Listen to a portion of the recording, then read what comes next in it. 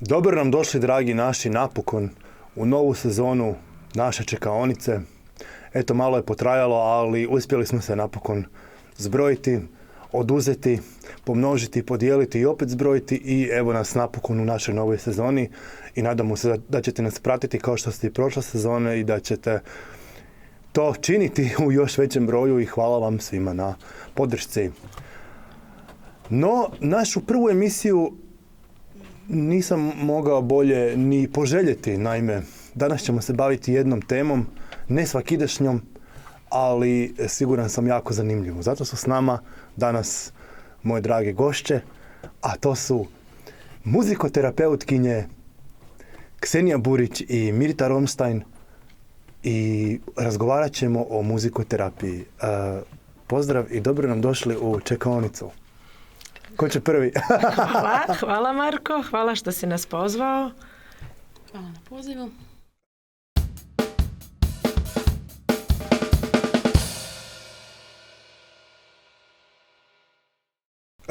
Uglavnom, danas razgovarat ćemo o muzikoterapiji, razgovarat ćemo o svjetskom danu muzikoterapije koji se obilježava Evropskom. Da, ima i svjetski, mi stavimo evropski. Aha, ok, pardon. Evropski dan, znači koji se obilježava 15. studenog, uglavnom. Počnimo od same srži. Muzikoterapija, što je to? Izvolite. Mikrofon je vaš. Hvala. Evo, možda Mirta kao mlada snaga ima kako bi vi ovako nove spoznaje, nove... Da. Pa muzikoterapija je primjena glazbe i njezinih elemenata koja za neke neglazbene ciljeve. Jel?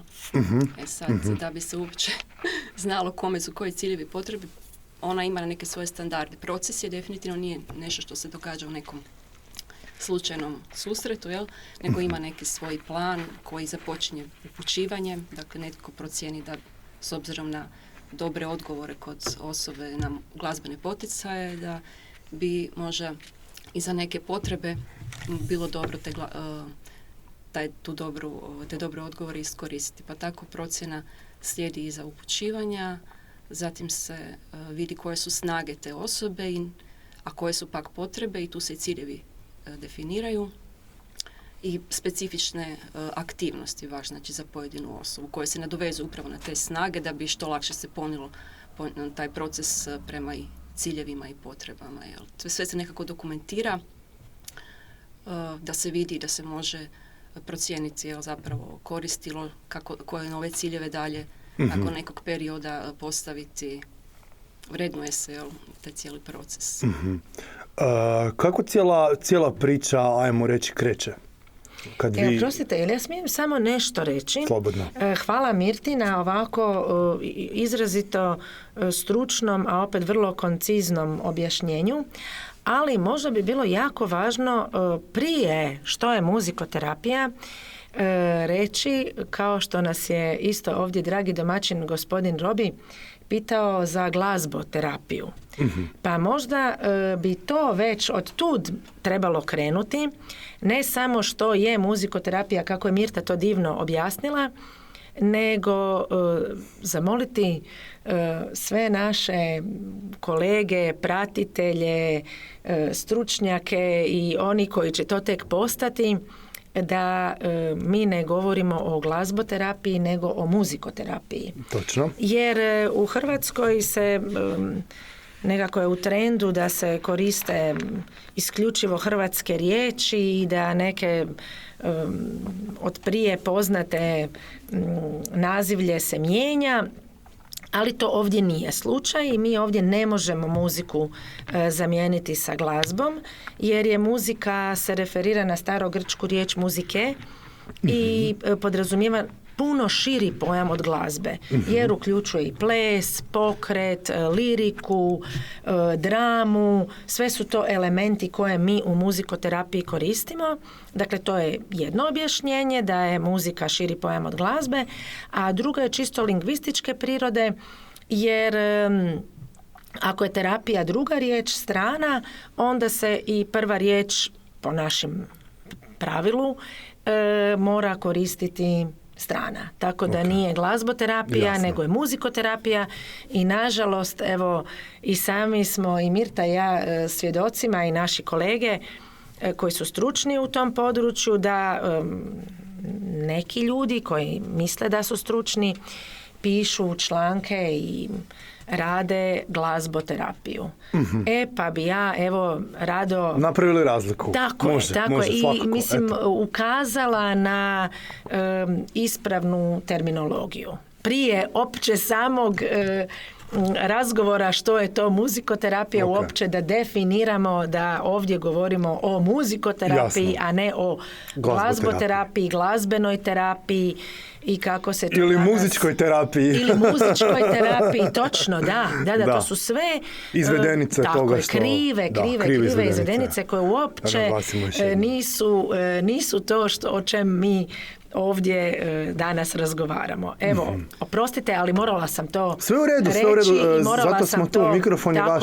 Tako je, morali smo to objasniti i definirati i isto tako, evo, mi se borimo za legitimnost i registraciju muzikoterapije pri već nekim nama nadležnim ministarstvima i ovim sferama koje su naravno svima nama strane i neshvatljive. Da. Tko su ti ljudi tamo i što oni rade i koja je njihova funkcija ako nisu tu da nam olakšaju život i pomognu.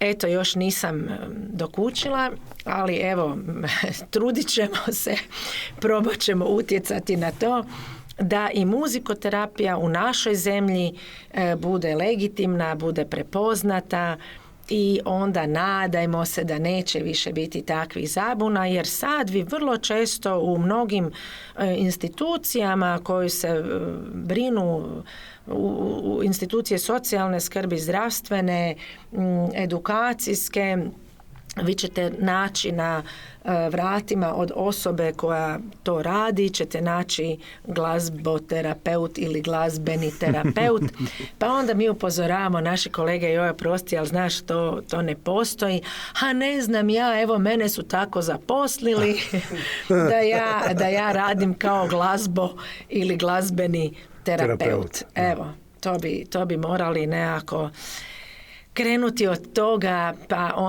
pa onda ići dalje, jer zaista to je jedna znanstveno utemeljena disciplina i ne bi bilo fair, ne bi bilo pošteno to spojiti ljude koji imaju, sad govorim isključivo stručnjacima, onima koji provode muzikoterapiju, dakle neoprostivo je da bi to bili muzičari koji imaju senzibiliteta prema osobama sa određenim teškoćama i onda ti muzičari koji rade sa osobama s teškoćama sebe proglašavaju muzikoterapeutima. Oni zaista, mislim da nemaju potrebna znanja.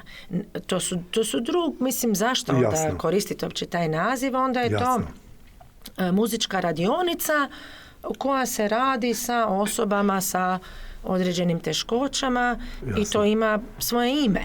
Ali, evo, onda ne znam iz kojih pobuda ljudi tako kažu da su oni muzikoterapeuti samozvani, jer teško bi bilo da je neko u Hrvatskoj muzikoterapeut koga Mirta i ja ne bi poznavala. Da, jer... vi ste meni to naznačili već u samoj pripremi emisije, tako da ja se nisam zaletio sad u najavi. I to sam pazio da se ne zaletim u najavi Bravo, Marko. Očekujemo i od drugih. Sad za druge takvu osjetljivost. Tebi se zahvaljujemo. Dobro.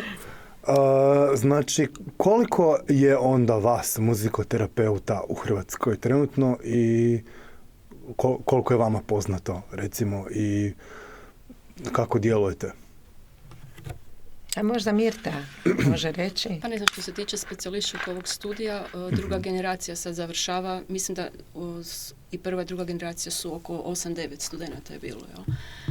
To je ono onih koji su ovdje educirani u Hrvatskoj, jel? Na specijalističkom poslijediplomskom studiju kreativnih terapija u Osijeku, ali naravno u Hrvatskoj djeluju oni koji su negdje drugdje studirali, možda u Sloveniji, Da. institut KNOM, tako, ili Italiji, tako. Ja, Tako da ima Americi. Americi, znači ima stručnjaka koji su došli ovdje da djeluju, Da, mislim da nas nema više od 20.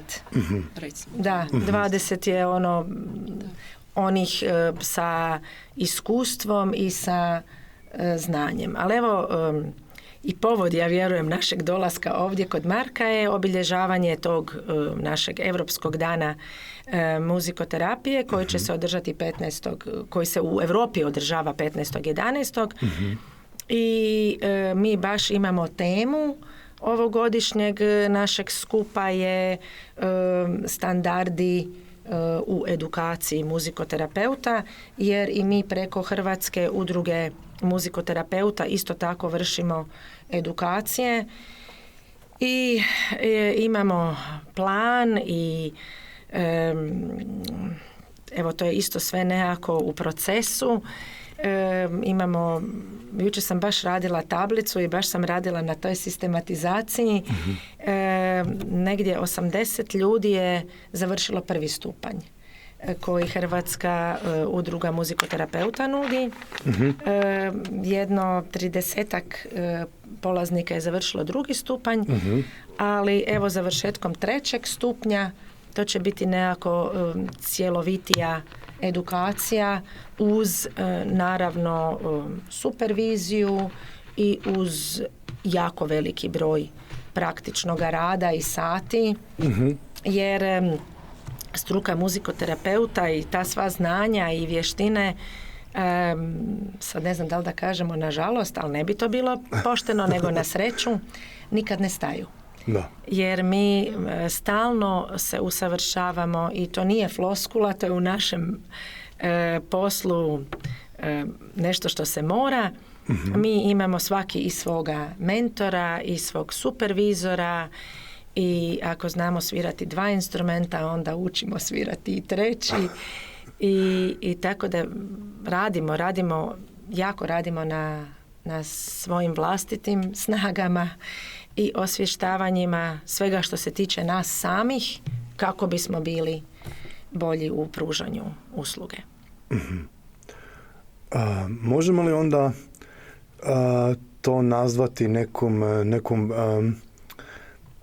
recimo, da li to spada isto i tu imali tu psihologije recimo dosta? Da, ili je to nešto drugo?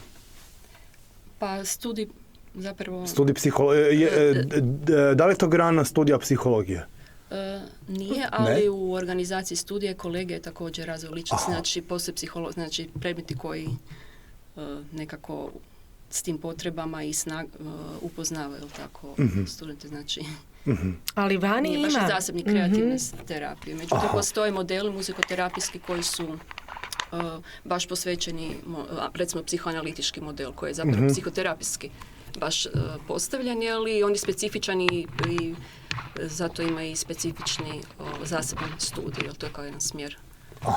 Recimo, isto muzikoterapije, analitička muzikoterapija. Ali ima i vani ima nekih studija. Kod nas? Da, ima di se u okviru psihologije baš izučava muzikoterapija. Recimo ja radim kao docentica na Hrvatskom katoličkom sveučilištu i na odsjeku psihologije naši studenti na 5. godini imaju izborni predmet muzikoterapiju. Što mi je izuzetno drago da je tako i da redoviti studenti imaju priliku i mogućnost upoznat se sa muzikoterapijom. Evo sad, drago bi mi bilo da moja pročelnica, profesorica Ljiljana Pačić-Turk i naravno i cijeli senat i vijeće fakultetsko nekako vide, uoče potrebu da bi to moglo biti i ne samo kroz 1 godinu, nego eventualno kroz 2 godine, jer u 1 godini to što smo mi predvidjeli je malo napeto, malo nam je premalo vremena i mislim da bi studenti na Katoličkom sveučilištu, kažem, gdje već i imamo taj predmet izborni, više profitirali kada bi to bilo kroz 2 godine, recimo, taj program da se provodi, ali evo, ja sam sretna i ponosna da mi imamo tu mogućnost i na ovaj način mladim ljudima predstaviti važnost muzikoterapije. Baš sam htio pitati koliko se u tako kratkom vremenu i može u principu naučiti. Pa jako ovisi o njihovoj individualnoj zainteresiranosti, jer to je onako nekako nešto što oni uopće dobe informaciju. Da, jako dobro ti to pitaš, što je više recimo na razini informacije, da oni znaju da to postoji, da možda malo više saznaju što to zaista je, da to ne bi bilo na toj površnoj razini i na toj lako ćemo ako malo nešto sviraš gitaru i radiš sa nekim djetetom, nekom osobom koja je u nekoj potrebi. Evo, da naprosto i oni dožive cijelu ozbiljnost toga. I važnost ozbiljnosti. U pripremi emisije naveli ste mi da radite sa djecom. A tako? Koja vam je onda, ajmo reći, nekakva priprema sama i rad u odnosu na rad sa odraslima? Ha evo, ne znam o će Mirta reći. Mirta, ja isto uglavnom radimo sa mlađom populacijom, da. Opišite nam recimo kako izgleda jedan... Pa uvijek roditelji imaju neko očekivanje, znači kad saznaju ili ih netko uputi, oni naravno to kažu, ali i tijekom tih prvih seansa muzikoterapeut u tom muzikoterapijskom okruženju vidi koje su snage i da li su ta očekivanja roditelja održiva zapravo u tom jednom procesu, da li je moguće doći do tog cilja koji oni očekuju nekako od procesa. I iz moje prakse, odnosno iz tih iskustava rada s djecom s komunikacijskim teškoćama, vidi se zapravo da li dijete, osim tog razumijevanja znači da razumijevanja, da li može se krenuti baš i na neka očekivanja što se tiče govora samog i naravno da to ide postepeno i vidi se zapravo kolika je ta snaga i uvijek se na nju doveze. Na primjer, ako dijete samo razumije, ono će po sličicama pokazivati što želi, koji instrument, pokazat će rukom, neverbalno će komunicirati, ali s vremenom će se može u jednu aktivnost i staviti zadaće da može ono nadopuni neku pjesmu zadnjom riječju, recimo, koja mu je već poznata. Znači, do tada ju muzikoterapeut pjevao, ali s vremenom će mu dati taj izazov staviti, recimo, da za jednu pauzicu na poznatom mjestu dijete. Bilo da će odgovoriti tako da ruke stavi na bubanj ili će pogledati kontakt očima, uspostaviti, jer očekuje taj kraj, a terapeut će sad staviti baš pauzu i tako. Na taj način se zapravo stimulira ta komunikacija. A posebno, znači, iz tih neverbalnih kontakata i pokušaj ide se postepeno, dodaju se zadačići, znači baš i u smjeru govora i komunikacije.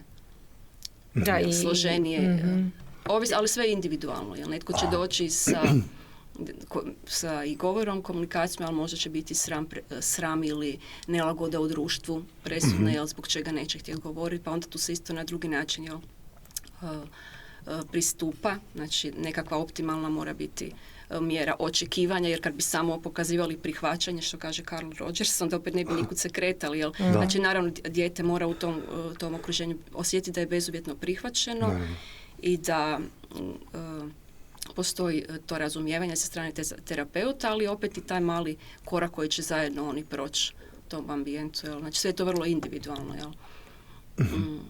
Da, kao što je Mirta na početku rekla, jer kroz sve te muzičke aktivnosti i kroz sve tu interakciju, kroz muziku, dijete napreduje i postiže bolju samoregulaciju, radi se na razvoju socijalnih vještina, radi se na kogniciji, radi se na motorici. To su sve područja koja su na neki način disfunkcionalna i onda mi kroz muziku, kroz taj pristup koji znamo kako, koji znamo odabrati muziku, znamo odabrati način, znamo odabrati koja pjesma, koje riječi, koji instrument djetetu najbolje odgovara. Evo na taj način mi njega potičemo i ostvarujemo brže ili sporije neke rezultate.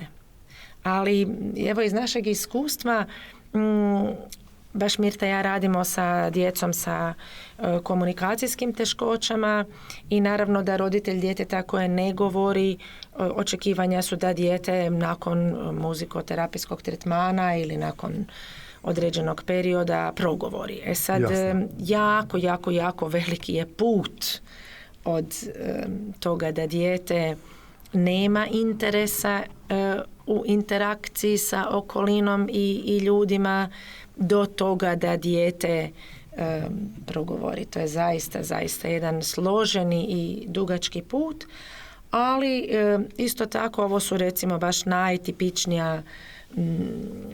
najtipičnije teškoće. I senzorika isto tako. Neke razvojne, znači da je socijalni aspekt, ali motorika često isto kasni, neki je bio zastoj u razvoju i onda je to i motorički, jel? Što je zapravo instrumenti u kojima recimo bubnjanje i tako i ritam, sve to zapravo se aktivira i pokret. Znači, koordinacija, da. To je to što mi najviše, baš konkretno Mirta i ja radimo, ali isto tako je jako je širok spektar upotrebe muzikoterapije.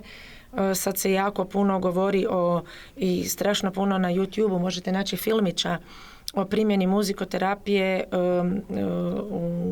kod prerano rođene djece, kako pospješuje sisanje, kako pospješuje umirenje, kako na jako puno razina dobra, prava primjena muzike utječe.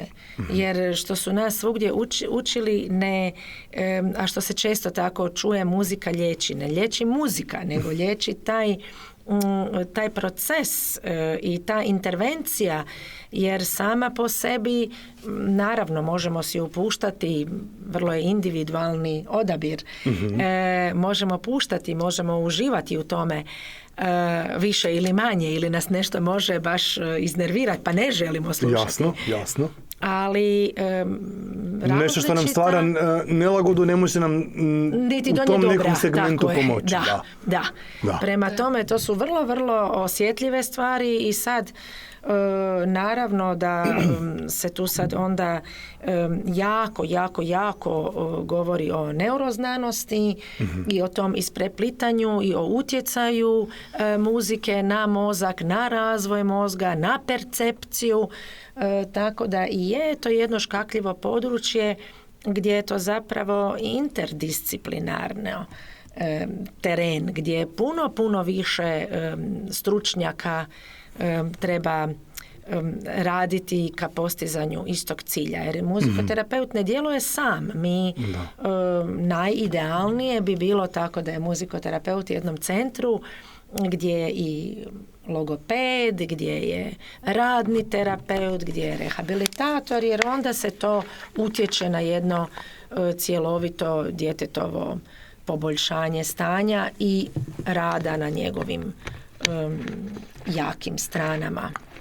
Ali onda je to zaista jedan osmišljeni, u punom smislu osmišljeni tretman. A kod odraslih ljudi kakva je situacija? Kako tu pristupate? Mi imamo manje iskustva, ali možda bi bilo ovdje važnije reći da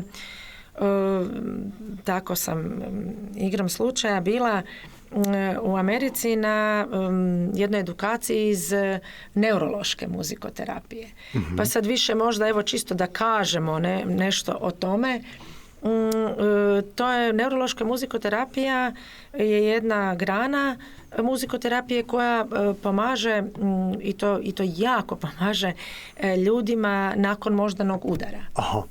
I tu se evo na toj edukaciji govorilo se o metronomu, jedno pola sata se raspravljalo koji metronom je najbolji za upotrebu u takvoj intervenciji. Dakle, ajde recite mi pošteno koliko metronoma znate. Ja znam 2. Jedan koji ide tik-tak, tik-tak i drugi koji je digitalni. No, oni su imali pola satnu raspravu o vrsti metronoma.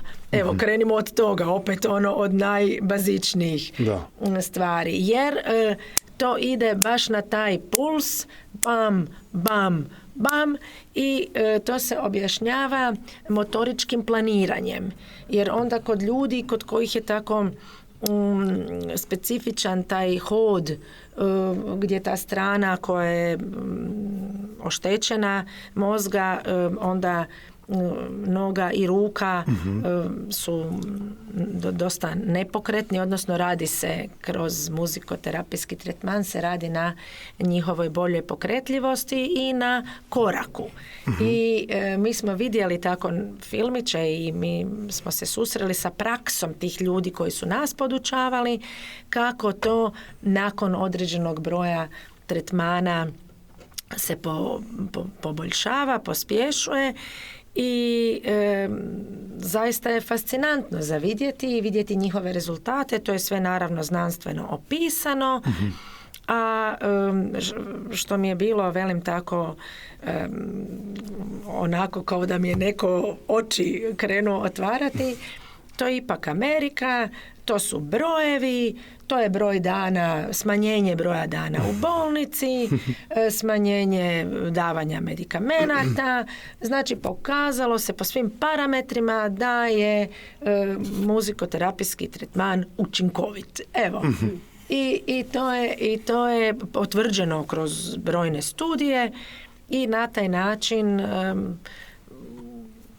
oni rješavaju puno situacija, a kod nas recimo poznate Toplice i Krapinske i Varaždinske i ja ne znam da uz sve rehabilitacije i sve vrijedne ljude koji tamo rade i rehabilitiraju osobe, da li bi jedan muzikoterapijski tretman bio koristan. Evo, to bi ja rado istražila i to bih rado da se o tome govori, da se to pokuša, da se radi na tome, da se istražuje, a što je jako važno za reći da muzikoterapijski tretman nije invazivan. Tako da i vrlo rijetke su uopće neki nepoželjni efekti. To je kada bi se radilo o osobama sa koji imaju epinapade. To bi moglo biti opasno, da se ne bi potrefile neke frekvencije koje bi mogle dovesti do nekog napada, ali evo, to stvarno treba isto imati na umu i biti oprezan, ali uglavnom nekako mi gledamo i vjerujemo u dobrobit. Super. Ja bih za ovaj primjer odraslih u muzikoterapiji odraslih navela jednu mladu ženu koja je bila dionica istraživanja o učinku muzikoterapije na jačanje samopoštovanja. Dakle, radilo se o osobi koja je bila članica udruge ARKA, koja okuplja osobe s intelektualnim teškoćama i onih bez intelektualnih teškoća. Znači, rade na tome da se neke mreže prijateljstva razviju, imaju poludnevni boravak i tako. I članice stručnog tima te udruge su procijenile da bi bilo za tu osobu, mladu ženu, znači 29 godina, korisno da se baš kroz individualne seanse muzikoterapije radi na tome da ona malo oslobodi više neke svoje kompetencije, da doprinos razvoju pozitivne slike o sebi se pobudi, zatim da se usudi preuzeti neke odgovornosti u društvu i tako.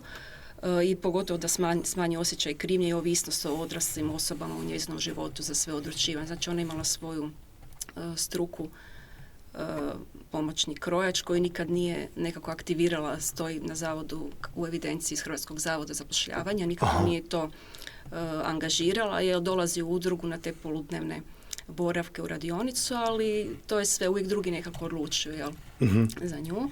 I ono što je skala emocionalnog razvoja pokazala je da je potrebno kod nje da pruži to iskustva uspjeha kroz, recimo, aktivnosti koje voli i kroz poticaj da što više odlučuje kako bi se taj osjećaj neki krivnje i strah od pogrešaka smanjio kod nje, jel. I odlučili smo baš u toj udruzi, znači da kroz muzikoterapiju i kroz metodu pisanja pjesme nekako vodimo do tog uspjeha, znači pjesma koja će biti njezina, u kojoj će ona nešto o sebi otkriti, jer ono što je ona izjavila kad su ju pitali što bi učinila sa čarobnim štapićem kad bi ga imala, što bi ona mijenjala u svojem životu, ona tu nije ništa odgovorila, znači na početku, jel, tih terapija, znači nije imala ideju što bi, uvijek netko drugi to vodio i tako. I onda u muzikoterapiji, znači, kroz razgovor o temi ohrabrenja, ona je dala neke svoje izjave i sadržaje koje su se ticali njezinog života i situacije u kojoj je trebala letjeti u Belfast, a nije se usudila radi leta avionom, jel, kako je primila podršku u udruzi i tako, ona je pričala o tome i na tu temu smo napisali pjesmu, jel, zajedno. Znači ona uz asistenciju muzikoterapeuta pisala pjesmu o tom događaju, o ohrabrenju koje je primila, o tome kako je išla u Belfast i tamo je šetala, vratila se u Zagreb i znači kako zapravo uspjela taj strah i pobijediti i to je bilo njoj značajno znači u svim tim kreacijama pjesme ona je maksimalno sudjelovala, izlagalo ju se baš odlučivanju da bi što više ona bila u situaciji da bira kakva će biti pjesma, će li biti brza, jesu li ti stihovi dobri, znači nakon što ona ispričala sve to, jesu li ti stihovi, da li se ona s time slaže, hoće li biti pjesma uz pratnju klavira, gitare, znači hoće li imati pokret, hoće li ona se angažirati dok budemo izvodili pred njoj značajnim osobama, jel?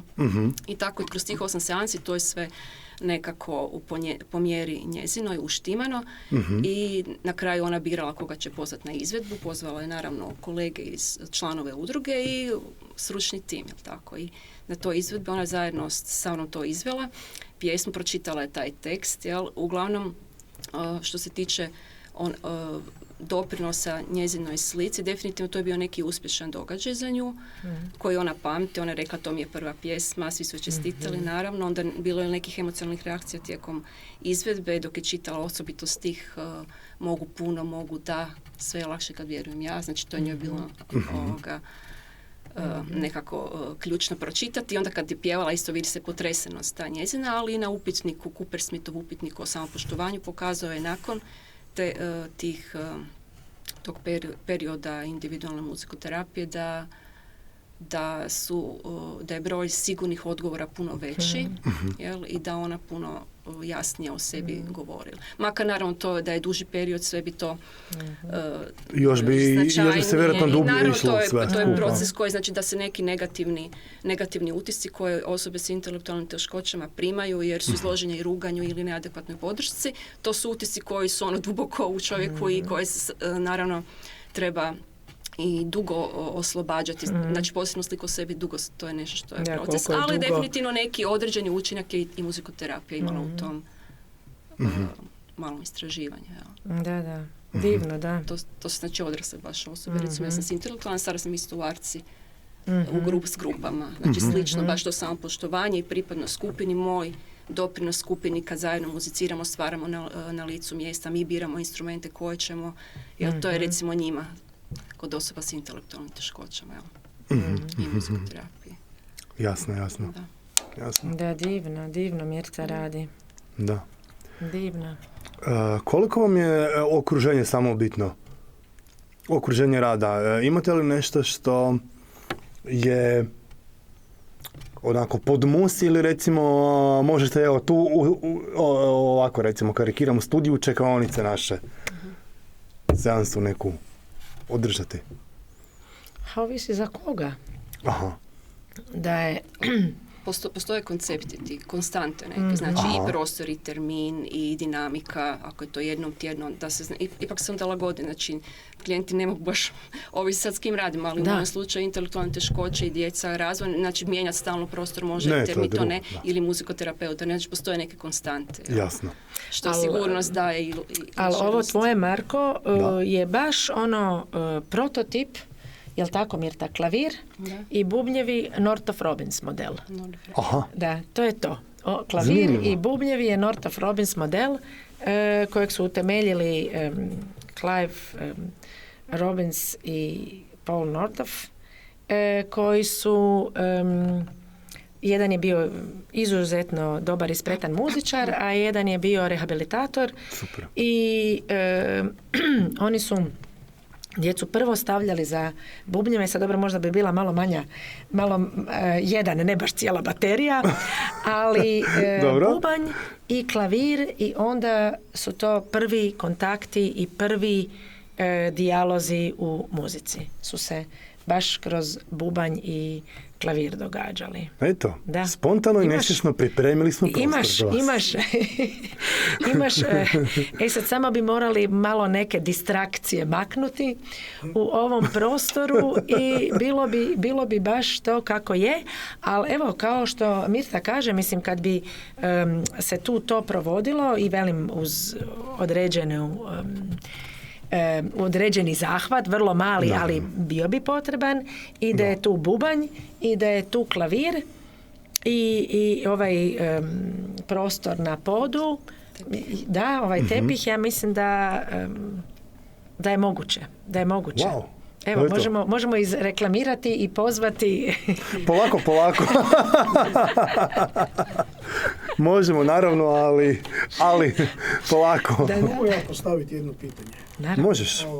Evo, Marko i ja smo bubnjari. Da. Pa nas interesira kako uopće ritam utječe na ljudsku psihu. Gledajte, ritam je u svojoj literaturi opisan, i to je to što mi u svom radu primjećujemo, to je onaj jedan ustroj. I to je ono najčešće što naša djeca iz poremećaja spektra autizma nemaju. A to je taj jedan unutarnji red i to je ta jedna mogućnost opće percipiranja ritma kao nekih pravilnih izmjena. I ritam je jako opisan u literaturi kao potreba za stvaranjem reda, za postizanjem reda. A harmonija, baš u Northrop Robbins modelu muzikoterapije, nakon tih improvizacija, to vam je improvizacija kao oblika rada sa korisnikom, to se ide do zadnjeg detalja. Da li je više korišten sekstakord ili je to učestaliji bio kvart sekstakord, ili su to bili dominantni septakordi koji su prevladavali, ili su to bili disonantni intervali, ili su to bili intervali koji se slažu. Mi nemamo takovu populaciju gdje bismo mi mogli takovu analizu učiniti. Ali opet i harmonija i taj neki sklad je nešto što je potrebno i čemu se teži, ali znate, harmonija u našem kontekstu je može naprosto biti jedan dobar odnos. A sad bez obzira da li to sad možda malo paradoksalno zvuči, smijem? To možda malo paradoksalno zvuči, jer ako je to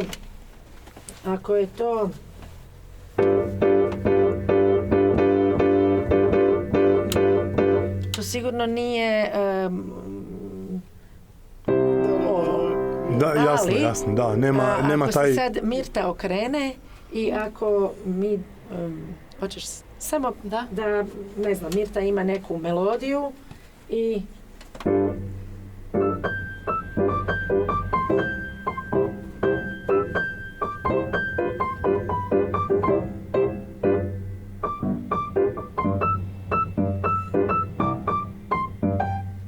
malo više improviziraš. Dobro?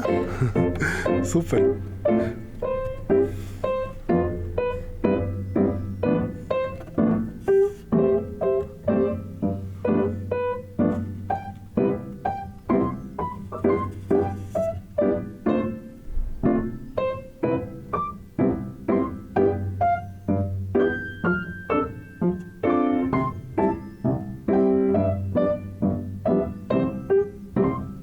Super, lijepo je. Super. Da, malo nam je trebalo, mislim, evo, i to je normalno. Malo nam je trebalo dok smo se uštimale, dok Da. smo se uskladile.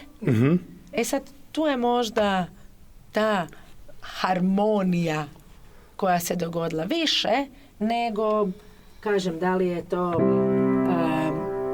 ovaj kvart sekstakord ili je sekstakord. Da, Ali ima jasno. situaciju kad recimo djeca baš s komunikacijskim i koji kontakt očima teško održavaju, recimo oni po prostoru idu i ti sad sviraš i napraviš jednu pauzu koja je malo iznenađenja i staviš ju na dominanti, a onda sad oni već Čekaju da... šta je sad, Da. okreće glavu, Da. neki će doći i to je ako ti pozivajuće. stojiš, onda će Da, on tebi... to je pozivajuće. Da, pozivajuće, Puno više je pozivajuće nego da je...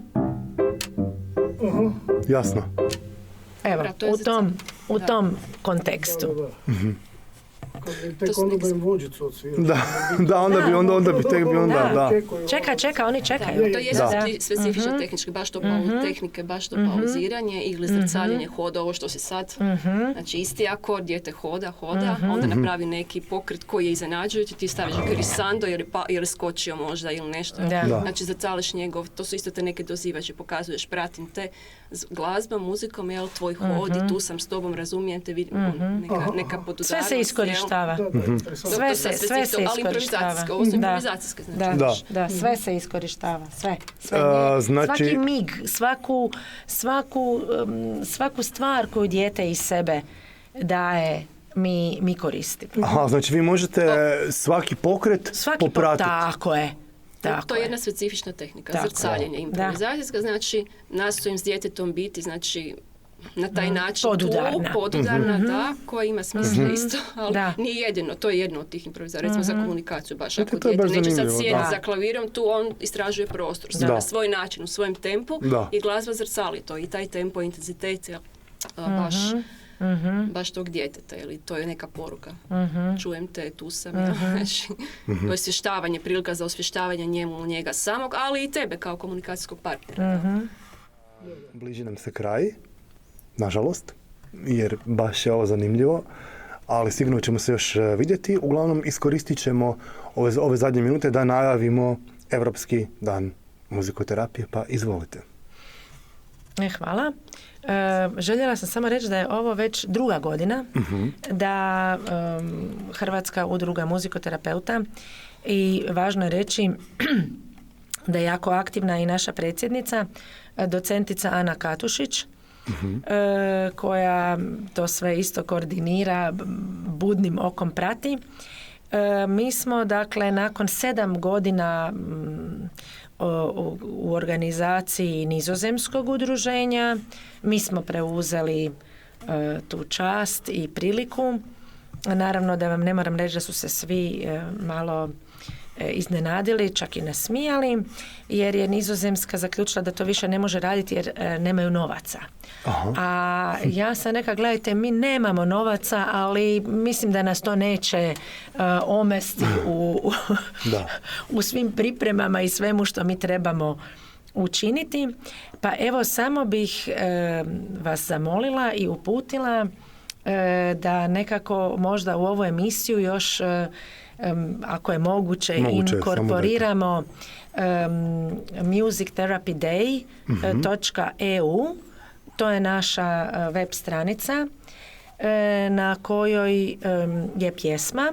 Ove godine je moto Music Begins i Mirta, ja i još 2 kolegice, Silvija Sarapa i Emily Hu, su nam pomogle u osmišljavanju te melodije koja je vrlo otvorenoga tipa. Poslušajte, mislim da će vam se jako dopasti. I to je onda naša melodija i naš moto Music Begins i poster kojega je isto tako učinio moj suprug Branko Meštrić, koji je jako, jako aktivan član naše udruge i pomaže nam u svemu što se tiče ove tehničke strane. I plakat smo osmislili i koncept je takav da svaka zemlja nama pošalje na tom predlošku kojeg smo mi osmislili svako na svom jeziku taj moto muzika počinje, datum 15.11.2002. i zajednički nam je logo jer svi skupa djelujemo pod EMTC, European Music Therapy Confederation. Super.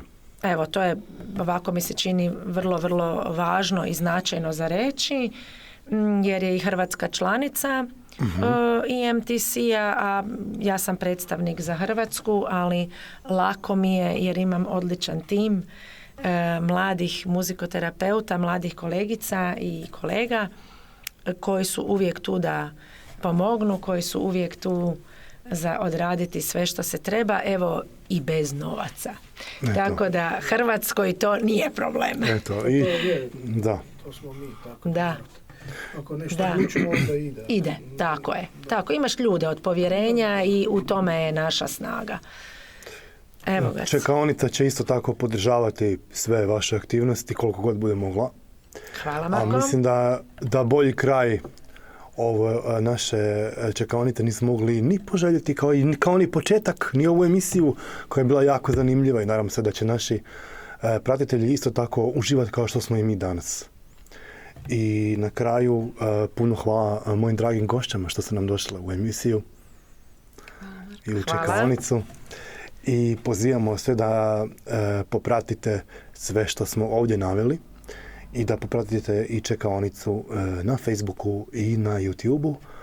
I pozdravljamo vas do sljedeće epizode. Lijep pozdrav i uživajte nam i dalje uz čekaonicu. Pozdrav. Dženja, Bog. Dženja, bok, bok.